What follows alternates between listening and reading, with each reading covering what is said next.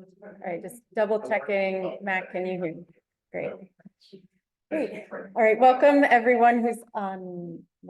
Am I hearing an echo? Okay.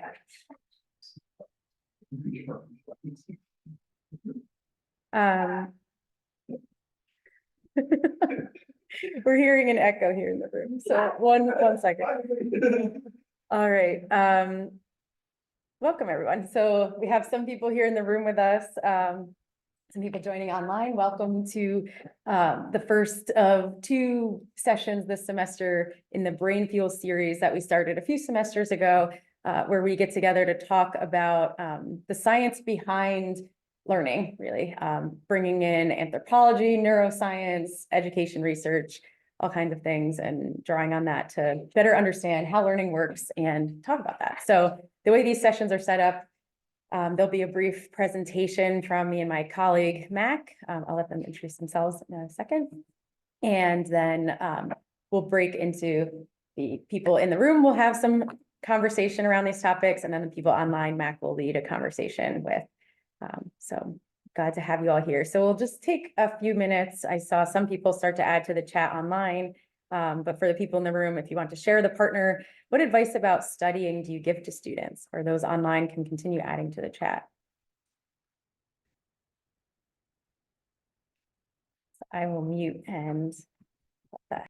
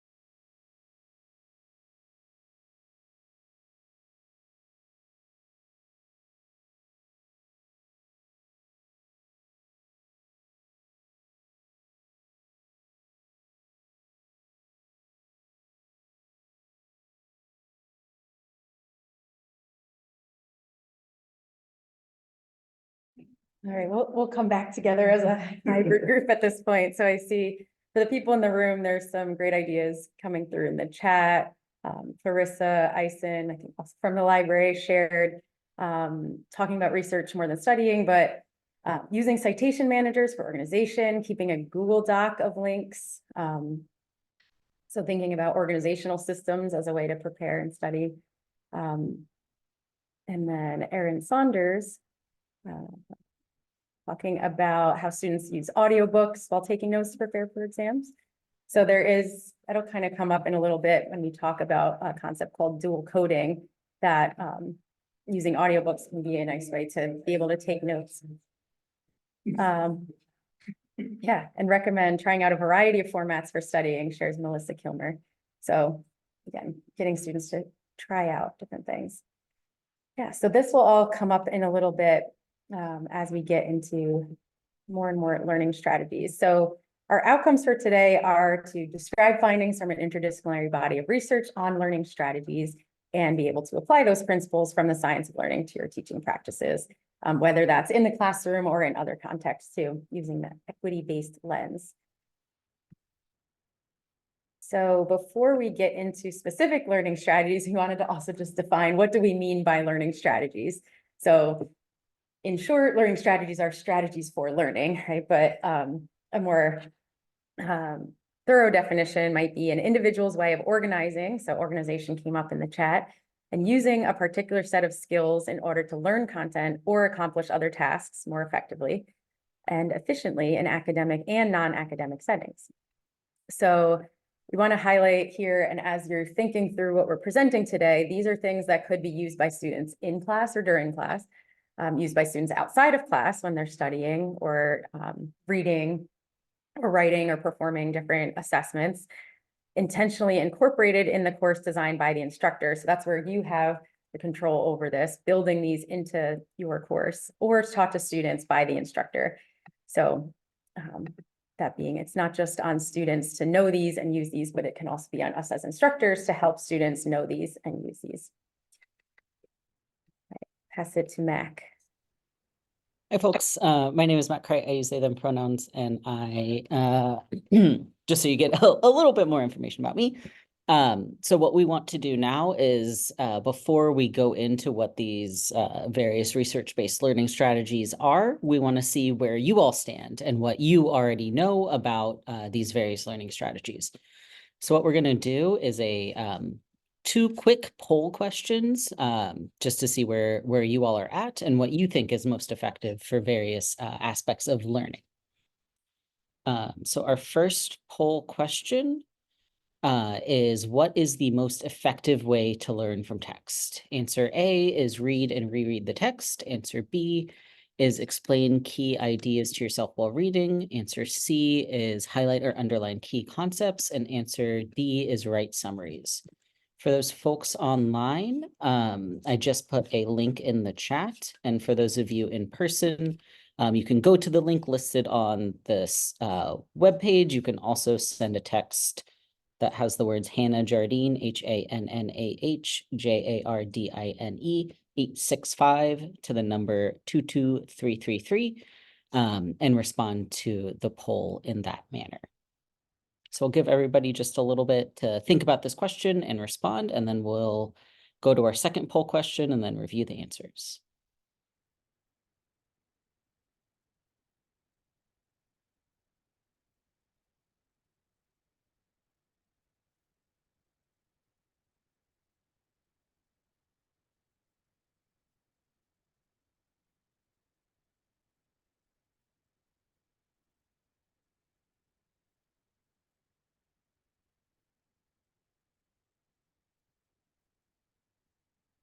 All right, so we're kind of between 2 answers here, and I see about half of the people that responded shared that explaining key ideas to yourself was one of the most effective ways to learn, and then about half of the people said writing summaries. So we'll discuss what the answers are in just a sec, but these are two strategies. I like that no one responded with reading and rereading the text or highlighting or underlining key concepts. But we'll address which one of these is the most effective in just a moment. So let's get to our second question, which is, what is the most effective method to review material for an upcoming exam? A is circle key points in the textbook. B is review relevant points of the lecture in audio format. C is take an informal quiz based on the material. And D is recopy your notes. And again, you can respond in the same manners using that same link if you are one of the online folks.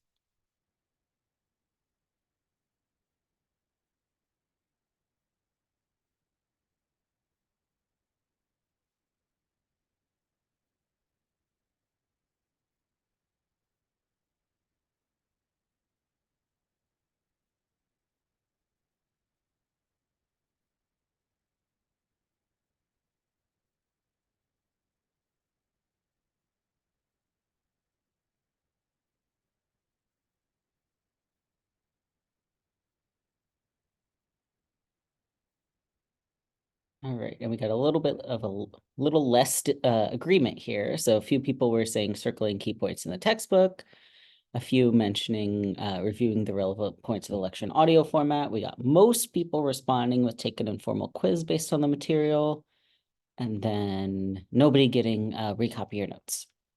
So that's great. We got the right answer here. So the answer here would be to take an informal quiz on the material, and we'll talk about what that actual learning strategy is and a little bit more about what that means in just a moment. But I want to kind of highlight to you all at this point which of these strategies that we've kind of mentioned are the least and the most effective. So to kind of summarize that polling, we get to the point of some less effective strategies and some more effective strategies. So our least effective learning strategies are the highlighting, the rereading, and the writing summaries. So most of you all got that highlighting and rereading were not particularly effective ways for students to learn.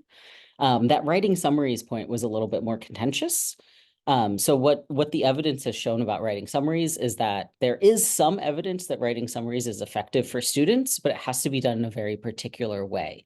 So if you're using summaries for practicing remembering things, so you're not looking at your notes, they can actually be an effective way to study, but a lot of students don't do that when they're writing their summaries. They are looking at their notes and they're writing a summary right next to that. And so that's not a particularly effective way to study because students, it's just a kind of a passive recall exercise and they're not actively engaging with the material. Research has also shown that many students are not particularly adept at picking out the important points of the course material. So when they write summaries, their summaries don't necessarily cover all of those key points that they need to understand. So what that leads us to is kind of some more effective or most effective learning strategies, which are that idea of practice testing. So you see, we kind of highlighted that through this informal quiz that we started at the beginning. It's one way that you can utilize this practice testing strategy. And again, we'll get into a little bit more detail about all of these strategies in just a moment. Another effective learning strategy is distributed practice. So spacing out your practice sessions and practicing over time, which I think Alicia mentioned in the chat as one of the most effective ways that they mentioned to their students to study. We'll also talk about learning by teaching. So one of the another strategy that you can use to help students learn. And then finally, this idea of dual coding, which we'll get into, but it's this idea that if you share material in multiple ways, students tend to learn better. So what I want to ask you all is which of these strategies do you think students are most likely to utilize? So do you think they tend to do the least effective strategies, the most effective strategies, combinations of them? Where do you think students land?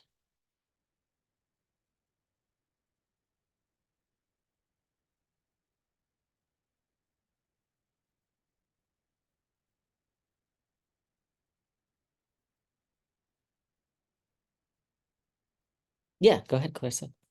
Okay, I didn't know if we were raising hands or putting in the chat. Hi everyone, I'm Clarissa Eisen. I'm the science librarian at the library. Thinking back to my own study skills, I think I did a blend of it. I am a big fan of rereading and writing summaries, but I also did distributed practice where I would do it over time. But I think many students are used to the more least effective strategies. That's a really good point, Clarissa. And I think I agree with you. I remember when I was a student, I tended to rewrite my notes. That was my main way of studying. And I'll note, so in the chat, Tanya Aho mentioned, I would assume they do a lot of the less effective strategies because they don't feel as hard, which is exactly the point that I'm trying to make here, which is that those less effective strategies don't feel as hard because they are the most passive, right? Highlighting things, rereading things, writing summaries, recopying your notes. It's a pretty passive way of learning. You're usually just recopying information and you're not really practicing using that information. You're just rewriting it or re-summarizing it. And these, I'll also note that these are sometimes the strategies that students are told to do, right? A lot of folks tell students, well, this is how I studied, so this is how you should study. And it tends to be those less effective learning strategies. So those misconceptions about how to study and what it really means to study tend to get passed down to our students because maybe we as instructors don't know what those most effective strategies are. And we don't know how to share with our students what those most effective strategies are. So luckily, you are here in this session today to learn more about how to help your students utilize those more effective learning strategies. So let's go ahead and get into it, and we'll go through each of these 4 more effective learning strategies, like Hannah mentioned, and then we'll get into a discussion towards the end once we've gone over this content. All right, thanks, Mac. So that first one, we might call the testing effect or the quizzing effect, because really that word tests is often associated with high stakes exams, and so on. So it's more the quizzing effect, and it could be low stakes or even no stakes quizzes, right? Like the one we did at the start of this workshop. So what is the testing effect? Providing opportunities for students to practice information retrieval in low stakes formative assessments, or it could be even, so information retrieval might come after they've learned something, but what we had practiced today is seeing what your prior knowledge was on these things or what your guesses might be, so that when we do introduce the information, you can connect back to the question that you asked or that we asked you in the beginning. So why is this helpful? Students receive feedback, and also this idea of gamifying the learning can increase motivation. So connecting back to the poll we did earlier, thinking about how did that feel?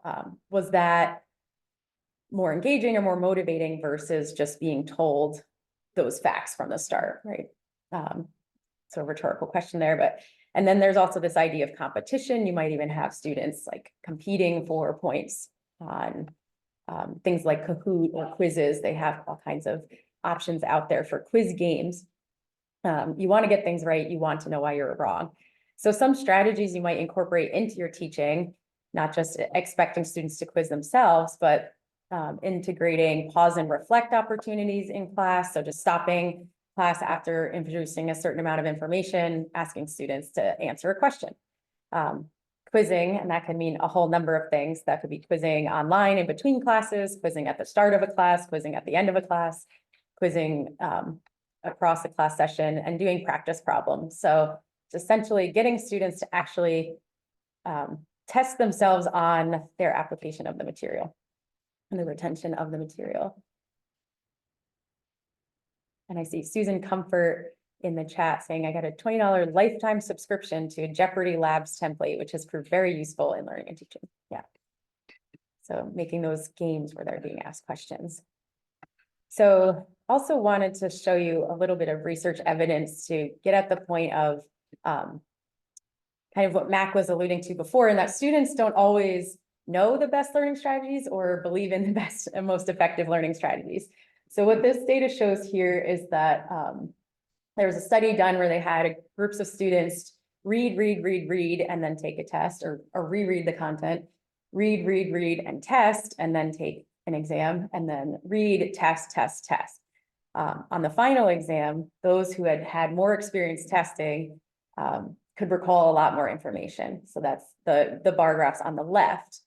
But when the students were asked, without knowing yet their final exam scores, what do you think was most helpful for your learning? They assumed more reading was more helpful and that more testing was least helpful. So they're actually assuming the opposite of what's true and what's most effective.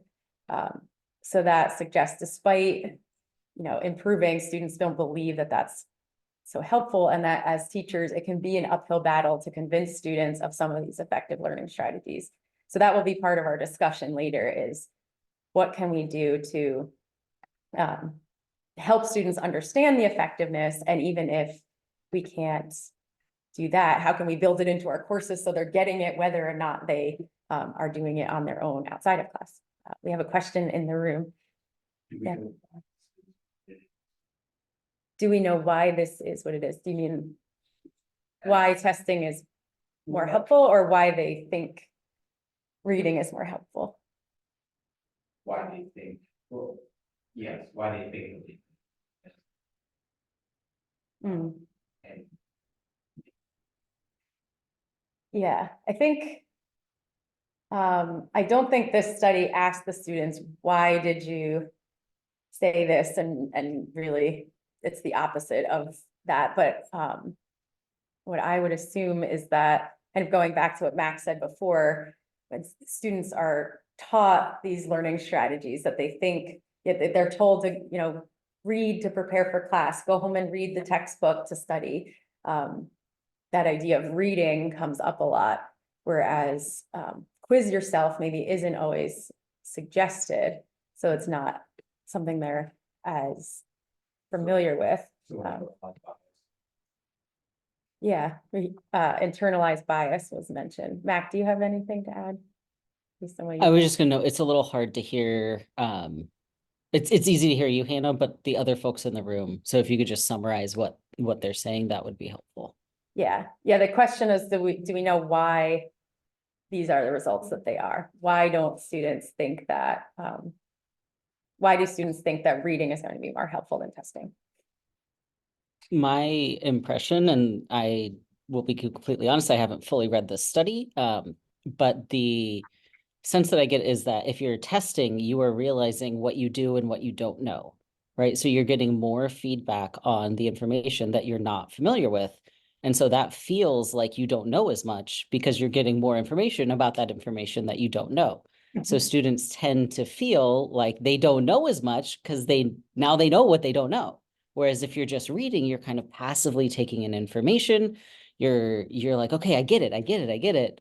But when you're actually tested on it, you don't really get it. So it's a false sense of understanding because all the material's right there in front of you if you're reading it.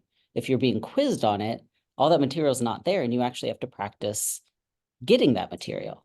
So that's my sense of why students tend to feel like reading helps them more than testing, because now they know what they don't know. So yeah, the testing is going to help them learn more, but they're just not aware of it.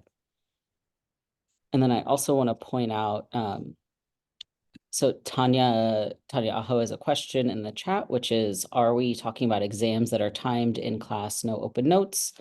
I feel like some of these results would change and the discussion around retention would change if we aren't talking about just recall as learning. So I think here we're talking about all different forms of quizzing. So not necessarily just exams that are timed in class and have no open notes. We're talking about practicing memory recall. So whatever that means, however that can work in your class, that's kind of what we're discussing, not just remembering information for a quiz. Does that answer your question, Tanya? Hi, this is Tanya. Can you hear me okay? Yes, we can. Okay.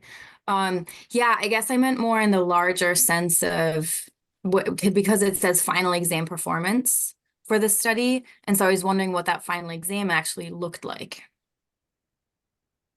Because it seems to assume to me that it is we're measuring how good people's recall is based on how they perform on this final exam, but that would suggest to me the final exam wouldn't allow things like open notes. Mhm. Hannah, do you know? Yeah, this is definitely an example of a more traditional exam type situation, which a lot of us are moving away from in the way that we're teaching. And we don't even mean to say here that we should be doing final exams as a measure of learning and assessment, but more, I guess, I think we chose to highlight the findings from this study more to demonstrate that students are often unaware of what's actually helpful for them, regardless of if they're going to be tested on a final exam, or if it's more just their the retention of the information so that they can apply it on a paper or a project or whatever else you might be doing in your class. But that the more that we're having students practice and test themselves on information, the more that they'll be able to apply it to a final assessment, regardless of that, I guess, format there. Okay. Mhm. I'm gonna, I think, pass back to Mac to talk about our next strategy. Yeah, this is Mac again. So our next strategy outside of that quizzing effect is distributed practice or spacing. So if you were reading in the chat, this is something that Alicia brought up, that cramming is not particularly effective for students. So what is distributed practice? It is exposing students to information across time or over multiple sessions rather than cramming. So rather than those intensive review sessions, just like right before an exam or right before students have to apply their material. So why is this helpful for folks? Because this kind of distributed practice allows folks the time to process and incorporate information into their long-term memory. Students may have a bit of difficulty managing this distributed practice for themselves, especially if they're neurodivergent or have executive dysfunction issues. It can be hard for them to start multiple times practicing or to start multiple times doing an assignment. So instructor support is key here with this particular strategy. So some of the things that you can do as an instructor to help your students address this is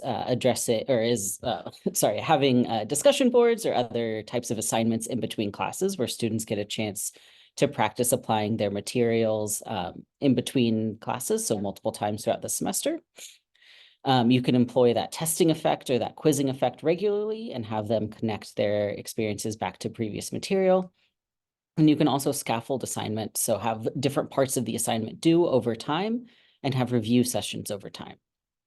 So this is really helpful because this can help break down the information that we give to learners, and putting that information or those larger tasks into smaller chunks helps our students process information more easily. And that can be particularly important, again, for those students who experience difficulties processing verbal information. So breaking that up makes it easier to take in because you have less to take in at one particular time. And I'll also note, so Tanya Aho asked in the chat, are we going to send out a recording of the session? Yes, we are. We'll send out both a recording and the slides after today. So all of this information will be shared with you. You don't have to take any extensive notes. You will get a copy of the slides.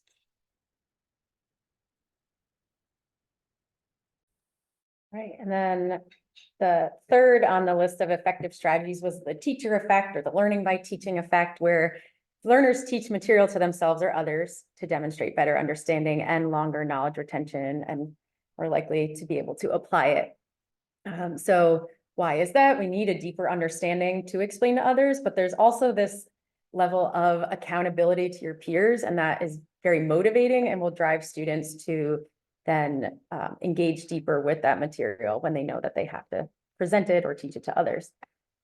So some strategies, directed paraphrasing might be doing this on a smaller scale. So say you're presenting information and then you just ask students to turn and talk to a partner and say, practice summarizing what we just said. Or if you were to teach someone who isn't in class today about this concept, what would you tell them? Or if you were to bring this home and share this with a friend or family member, what would you say?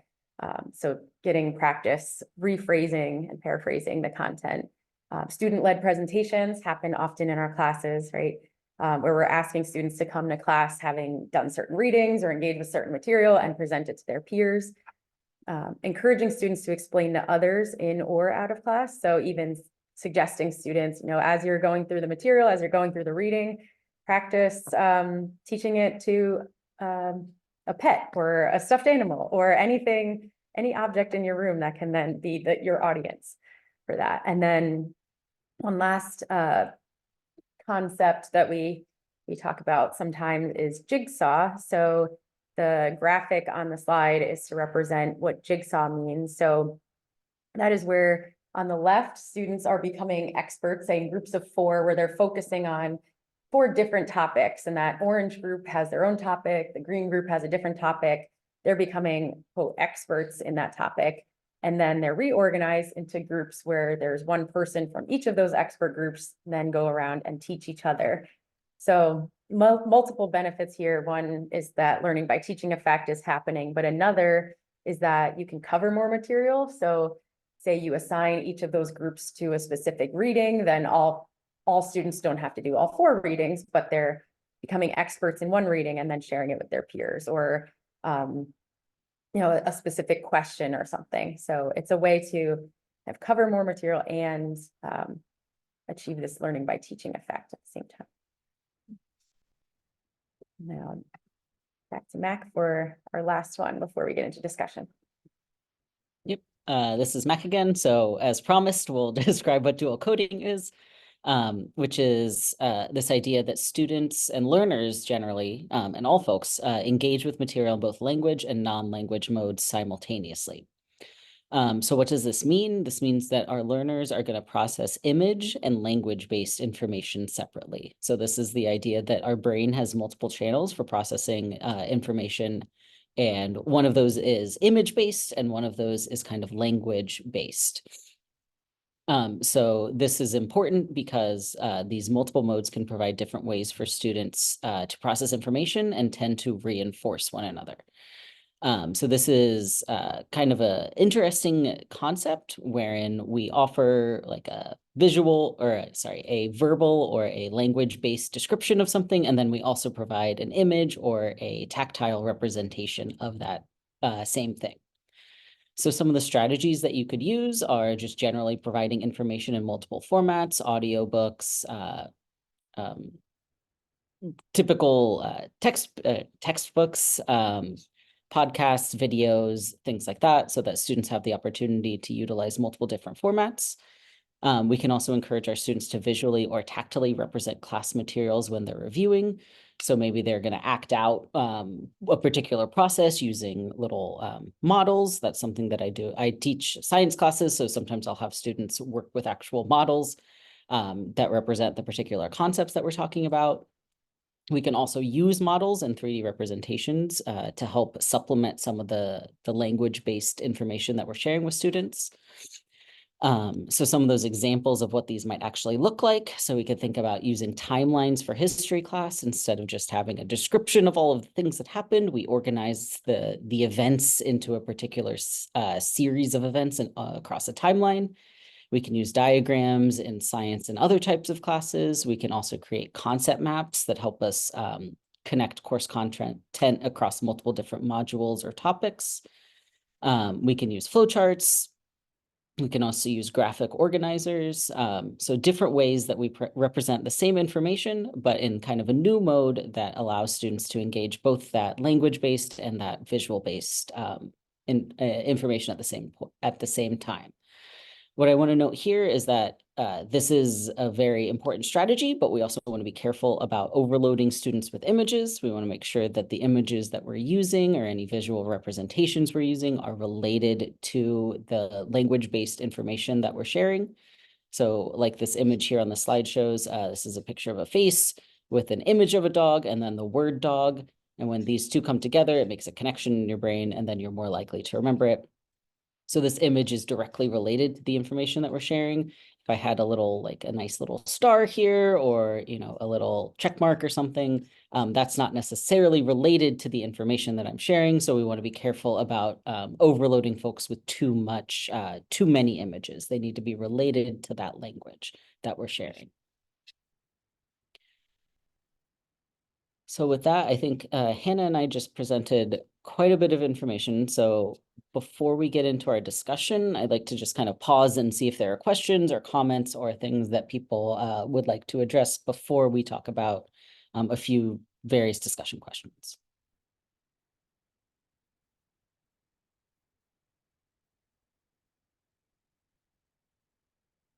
And I think there's also space in the discussion to ask Mac and I questions too. So maybe- Absolutely.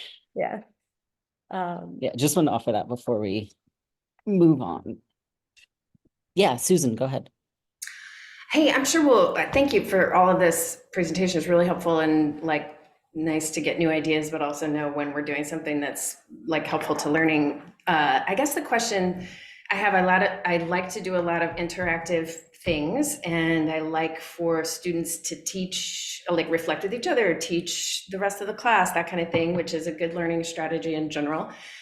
Having done, this is my first time as an adjunct, having done stuff in like a high school where everybody's there and you don't have a say in who's in your class versus college when they got admitted, like there's different requirements you can have on them. I don't know how much to like stress out different students that present in different ways, right? That might have language difficulties or have a fear of public speaking, or like how much do I push folks and how much do I like accommodate sort of their challenges, because in a stress management class, part of it is like stressing them out. And so I need to push that comfort zone. And we're talking about that and we're learning it, but I also don't want to like push too far, especially for folks that might be neurodivergent or otherwise require different approach. So could you speak to that? I feel like I'm in a space where I can just share that kind of like challenge that I'm having, and maybe others can share their opinions. Sorry for such a long question. No, that's okay. This is Mac again. So a couple things, and I think we can definitely discuss this more in like our kind of separate discussion points, or discussion groups. But a couple things to think about. One of which is you're going back to your learning goals for the class, right? So what do you want students to be able to do by the end of the class? And if that is overcome a fear of public speaking, then you got to push some students to help overcome that fear of public speaking. If your goal is for your students to just engage with the material and like remember things, maybe they don't need to do it in that particular format, right? They don't necessarily need to present. They can engage in a more digital forum or by writing reflections or things like that. So that's kind of how I at least manage that, is I think about what I want my students to be able to do and where I want to push them, and I don't push them in every direction, because there's so many different ways that we can help our students learn, and so many different ways that we could help them help push them to learn new things. But we also have to recognize that not each class has to do everything, right? Like students don't need to learn how to present in every single class. Maybe it's okay if they utilize a different modality. So what I'll point you to is this idea of universal design for learning, which is a concept wherein we offer students multiple modes of representation, so multiple ways of presenting the same information. We offer them multiple ways of action and expression, so that's how they demonstrate their learning. So we think about, can they demonstrate their learning via writing? Can they demonstrate their learning via speaking? Can they demonstrate their learning via drawing diagrams? And offering those options can be helpful so that students can utilize the one that works best for their own particular learning circumstances. And then the final one is multiple modes of, I always forget it, it's representation, action and expression, and engagement. So offering students different ways to become engaged with the material and choice over topics. So I guess overall what I'm saying is go back to those learning goals, figure out what students need to be able to do by the end of the class, and then build your assignments and your interactive portions of your class in order to help build them up to those skills. And I think as the instructor, you get to decide what those skills are. And then you can use that to help you figure out, should they be doing it this way, or do they have multiple different ways that those would work? I'm going to copy it into the chat in just 1 second. Susan asked, where's the resource that we mentioned? So I will share one very shortly. Hannah, do you have anything to add? No, I think, I think it's time we'll break off into different groups, so then the people in the room can talk about these questions and. Cool. Okay, so we'll go ahead and switch into our separate rooms. Hannah, you'll do whatever needs to be done in the hybrid format so that y'all aren't hearing us as we speak. Okay. Great. All right, my online people. So what we have now is about 10 to 15 minutes to discuss these particular questions. So our goal here is really just to kind of get at some of these questions, some of the questions that you might have. We can discuss any of these. We can discuss other questions that you all have in a similar vein as Susan's. But just opening up the space so that it's not just us presenters chatting, and you all have a chance to share perspectives and questions. So I want to ask, are there any of these that feel particularly salient, that people are like, I really want to address this question?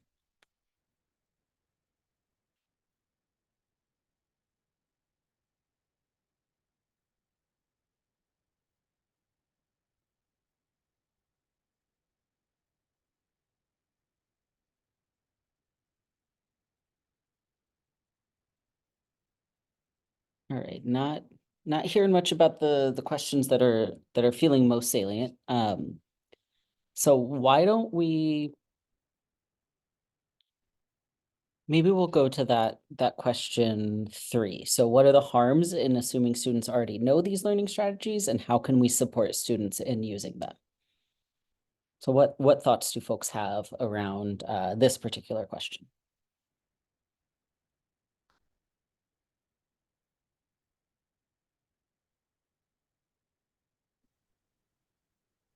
I'll go. Hey, this is Matt, and I don't teach. I work on the academic advising side of life here at AU. But I think from my perspective, I talk to a lot of students who are having challenges, with studying or with, maybe some retention of certain knowledge. And for me, I'll be very honest. I didn't know the kind of best practice here, right? I mean, I come from that old, when I was in school. Hey, I think we were all handed highlighters, right, and told to do that or underline or those things. And so I think the challenge there is, kind of, I don't know if those things are still being kind of pushed in different directions as they go through their educational process. But I think the challenge and opportunity there for those of us who work with students directly, even out on the faculty side, is to like question them, tell me about your study habits. Ooh, and say when they're saying, yeah, I rewrite all my notes, going, okay, well, that may not be the best way to go about this. Let's have a conversation about the best way too. And I think that just kind of resonated with me heavily, because I think we're probably doing damage with all the kind of old school things that I did back in the day.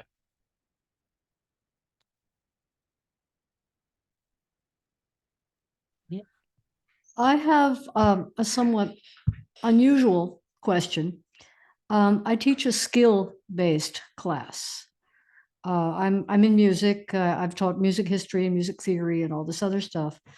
Now I'm teaching class guitar, and many of the students come in thinking, this is what I want to learn.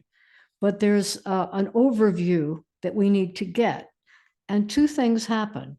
One is they ignore my guidelines completely, and because they just want this. They don't want to learn to read music, and that's part of the class.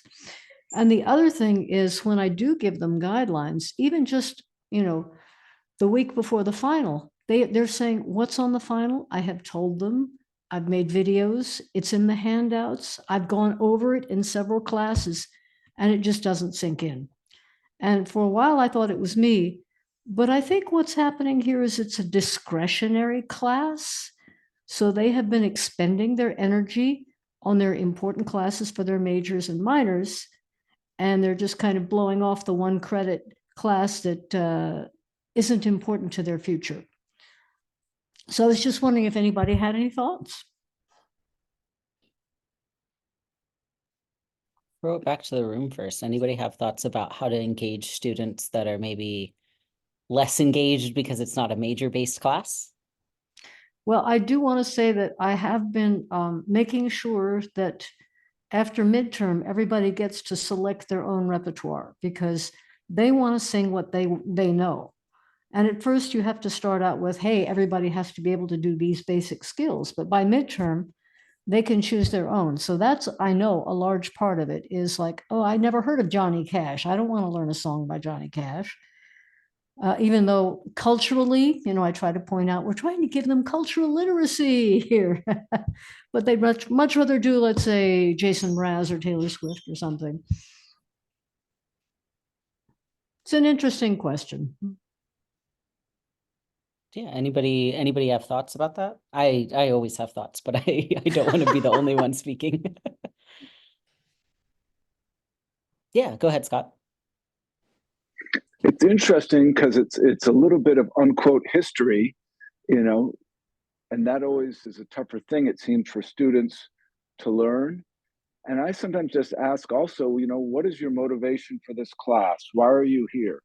Especially if it's not required, and get a little bit more understanding sort of the first week from students, so I can help sort of, at least potentially student by student when needed, have a better way of sharing and teaching them, knowing that it's not required, unquote. Mm-hmm. I start the class out by saying, what do you want to learn? And handing out a piece of paper saying, what do you want to learn? And they all just say, oh, basic skills on the guitar. So. Huh. Oh, kudos for at least asking them. I It does try. get a little bit about what do students have in their head about what they think they're here for, and then why do they take a specific class, and what are their expectations? And Mhm. you know, it's a lot to break down, and you're not even getting to the content, unquote, yet. I like that.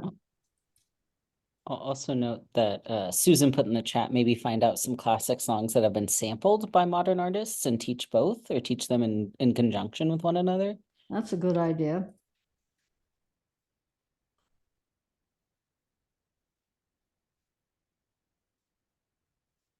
Which I think one- I kind of do. There's one very classic song that's a combination of Elvis Presley and 21 Pilots. So you want to have that kind of variety. Ah, yes. Other thoughts about how to engage students? I think generally engaging students is difficult, like across the board, major classes, non-major classes, Yeah. it's difficult, right? So I tend to find that offering choice where possible, like you said you do, is the best way to get them engaged, because when they get to pick it, they have more motivation, they have more engagement with it, they have more they're Well, just more excited about it, right? If I can, one thing that I try to do is I try to get them to learn the notes down in this position in the very beginning of the guitar, because instead of just following charts, I want them to have the knowledge of, well, if I can, little geek thing here. When you're playing a C chord, C should be the lowest note, but you need to know where a C is instead of just following a chart. And so that academic aspect, trying to get them to learn that is like pulling teeth. Some of them are there because they see the long-term value, and I tell them the long-term value and I go over it with them in class, but they still, I think they're just overwhelmed. And I'm just sort of wondering, in truth, is that a fair assumption? I think it's a fair assumption that they are overwhelmed, but I don't think it's unreasonable to ask them to meet Yeah. these standards, right? Like it's okay to have standards. It's okay to ask students to meet those standards, but sometimes it's hard because you're like, I really want you to learn. But I'll pause and give I see Scott has his hand up again.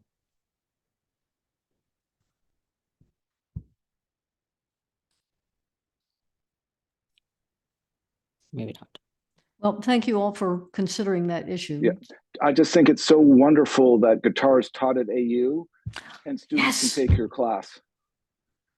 Yes, I think so too. I mean, when I started at AU a gazillion years ago, guitar had only just been added. And that's one reason I feel like this course needs to be a smorgasbord. They learn a little classical, a little flamenco, a little blues, a little rock, a little jazz, how to read music, how to strum, how to pick, everything. And I tell them it's like a buffet. You know, you get a little bit of everything, and then afterwards you can select what you want to have, which restaurant you want to go to. So wonderful. It's a good class. We have fun. At least those that stay with me the full semester have fun. Yeah, no, great points. Yeah, so I think we'll probably have like 2 or 3 more minutes left. So I want to open the space to see if anybody has any other comments about these learning strategies, either in response to these questions, in response to what Alicia and Scott and Matthew and Susan have mentioned. Just opening that space, kind of open space.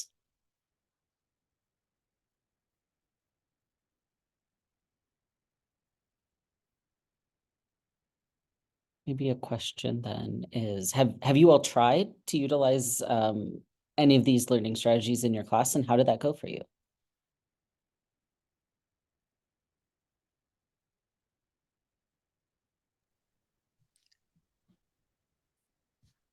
I have learning disabilities myself. And so I've studied how to learn and come up with a compendium. And I'm always telling my students, they often find they're afraid that they can't do things.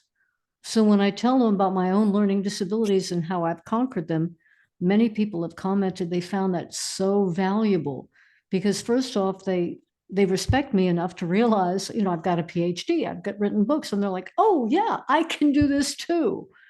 So sharing your own difficulties, I think, is very important. And whatever systems you've come up with that tend to work. And some of the things that you've talked about here, I do them all at the same time because one of them is not enough.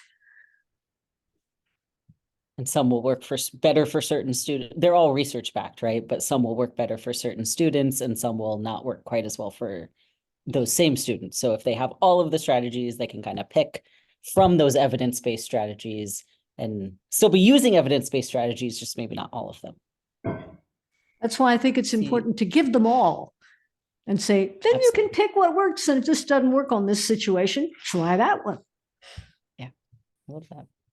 I see you unmuted, Susan. Did you have something to share? Yeah, I'm realizing Lindsay and the folks in the room might, I don't know, I guess Hannah's maybe talking to them. Anyway, appreciate what Alicia said about being vulnerable with the students. I find it's a critical part of my class with stress management. But in general, like one of the things I teach is that, as Brene Brown has studied, like if we're courageous enough to be vulnerable, then they will have empathy for us and they will learn, trust us so much more and learn and listen to what we have to say. And because we're brave enough to admit our vulnerabilities, whatever they might be, even day to day or lifetime wise, then they can admit their own, right? Not just to us, but to themselves or to each other. And anyway, so I just think that's a really important part of teaching. And it kind of goes against the like professor knows all, professor is expert kind of like invincibility that sometimes people feel the need to project.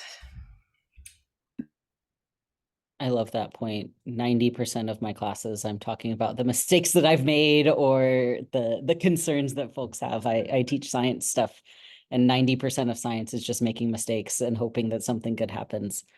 That's not true, but you know, to be a little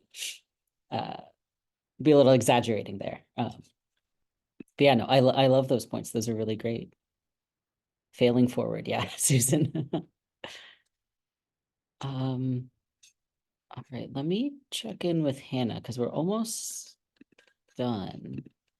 But feel free to keep sharing about any of these points that have been brought up or other questions that you might have.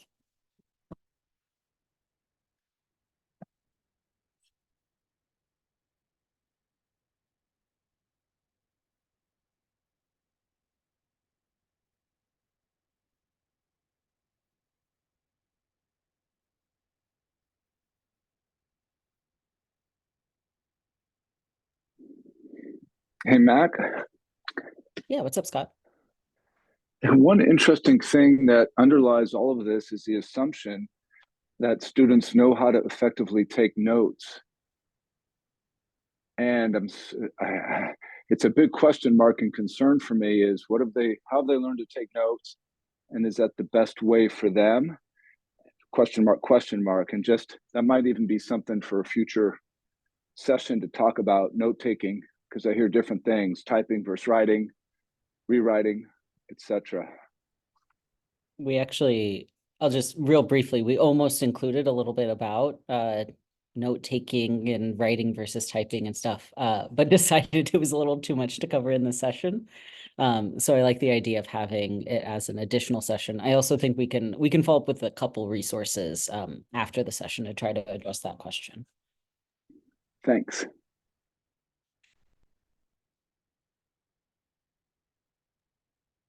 So thank you all. I think that discussion time went really quick for us in the room, probably the same for those of you who are online.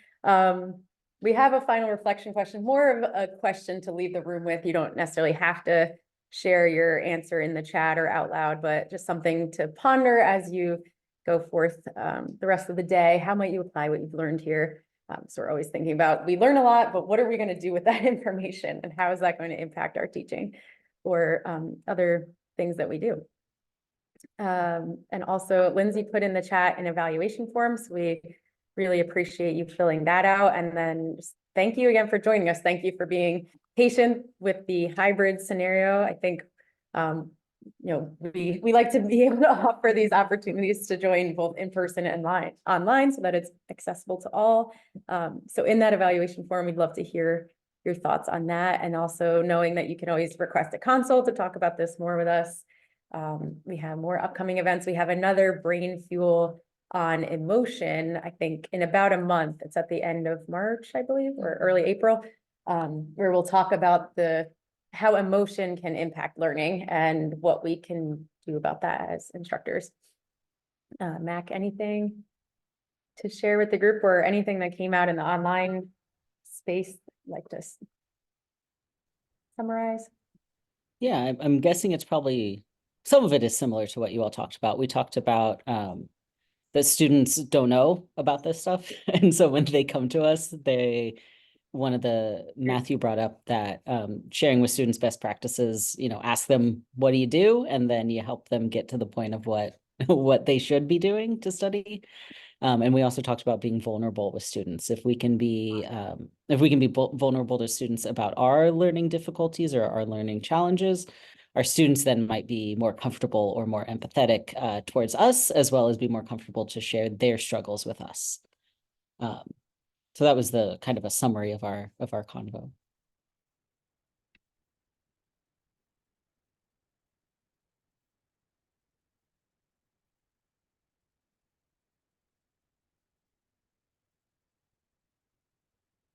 I'm still muted. Thank you. Thank you, Mac, and thank you everyone online. We will see you again soon.